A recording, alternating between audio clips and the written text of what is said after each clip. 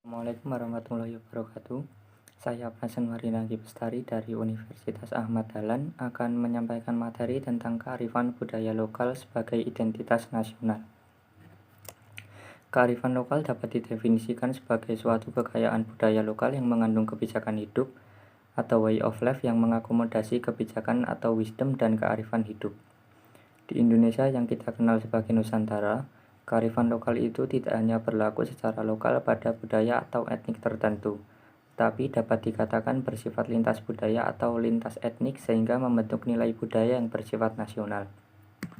Sebagai contoh, hampir di setiap budaya lokal di Nusantara dikenal kearifan lokal yang mengajarkan gotong royong, toleransi, etos kerja, dan seterusnya. Pada umumnya, etika dan nilai moral yang terkandung dalam kearifan lokal diajarkan turun-temurun, diwariskan dari generasi ke generasi melalui sastra lisan. Walaupun ada upaya pewarisan kearifan lokal dari generasi ke generasi, tidak ada jaminan bahwa kearifan lokal akan tetap kukuh menghadapi globalisasi yang menawarkan gaya hidup yang makin pragmatis dan konsumtif. Secara faktual, dapat kita saksikan bagaimana kearifan lokal yang syarat kebijakan dan filosofi hidup nyaris tidak terimplementasikan dalam praktik hidup yang makin pragmatis. Korupsi yang merajalela hampir di semua level adalah bukti nyata pengingkaran terhadap kearifan lokal yang mengajarkan bersakit-sakit dahulu, bersenang-senang kemudian. Boni Hargens dalam tulisannya di Kompas menyatakan bahwa arus modernisasi, liberalisasi, dan globalisasi semestinya tidak meniadakan suatu negara jatuh dalam percaturan global, asal saja negara tersebut ditopang oleh identitas nasional yang kuat, tetapi juga didukung oleh ideologi dan kepemimpinan politik yang kuat. Selain etika moral yang bersumber pada agama, di Indonesia juga terdapat kearifan lokal yang menuntun masyarakat ke dalam hal pencapaian kemajuan dan keunggulan, etos kerja, serta keseimbangan dan keharmonisan alam dan sosial. Kita mengenal pepatah gantungkan cita-citamu setinggi bintang di langit, yang mengimplikasikan ajakan untuk membangun etos kerja dan semangat untuk meraih keunggulan. Dalam hal keharmonisan sosial dan alam, hampir semua budaya di Indonesia mengenal prinsip gotong royong dan toleransi. Dalam suku tertentu yang bermukim di pedalaman juga dikenal kearifan lokal yang bersifat menjaga dan melestarikan alam sehingga alam, misalnya kayu di hutan, hanya dimanfaatkan seperlunya, tidak dikuras habis. Dengan sumber daya alam yang melimpah dan sumber daya manusia yang banyak, semestinya Indonesia telah menjadi negara besar yang maju. Namun, di tingkat Asia Tenggara saja posisi kita di bawah Singapura yang miskin sumber daya alam dengan luas wilayah lebih kurang hanya seluas Jakarta. Sumber daya alam yang melimpah di negeri ini kadang-kadang juga tidak menjadi berkah. Gas alam diekspor ke luar negeri dengan harga jual yang lebih rendah daripada harga jual untuk pasar dalam negeri. Hutan dieksploitasi secara luar biasa untuk mengejar perolehan devisa yang pada akhirnya hanya mendatangkan kerusakan ekosistem alam yang disusul dengan bencana, banjir, dan longsor. Kebijakan ekonomi pemerintah acap kali hanya berpihak pada kepentingan pemodal kuat. Padahal, pasal 33 Undang-Undang Dasar 1945 yang oleh para pendiri Republik ini diciptakan untuk mengakomodasi kearifan lokal yang ada di negeri ini, seperti gotong royong dan kekeluargaan.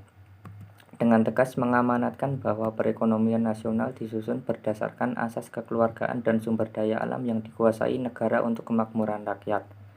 Secara faktual, dapat kita saksikan pertumbuhan minimarket yang sangat subur yang mematikan warung rumah tangga. Sementara itu, dalam masyarakat sendiri sering terjadi tindak kekerasan yang mereduksi nilai toleransi. Dalam konteks perubahan ini, nilai sosiokultural juga terjadi pergeseran orientasi nilai. Masyarakat cenderung makin pragmatis dan makin berorientasi pada budaya uang serta terperangkap dalam gaya hidup konsumtif yang disodorkan kekuatan global kapitalisme. Dalam realitas Indonesia kini, secara ekstrim dapat dikatakan bahwa kearifan lokal yang kita miliki mirip benda pusaka, yang kita warisi dari leluhur, kita simpan dan kita pelihara, tetapi kita tidak mampu mengimplementasikannya dalam kehidupan nyata. Sehingga pusaka tersebut sia-sia merespon tantangan zaman yang telah berubah.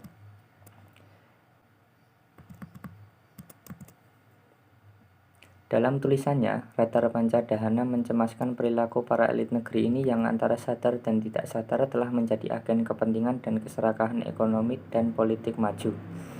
Sehingga Indonesia hanya dijadikan sekedar pasar sambil dikuras habis sumber daya alamnya.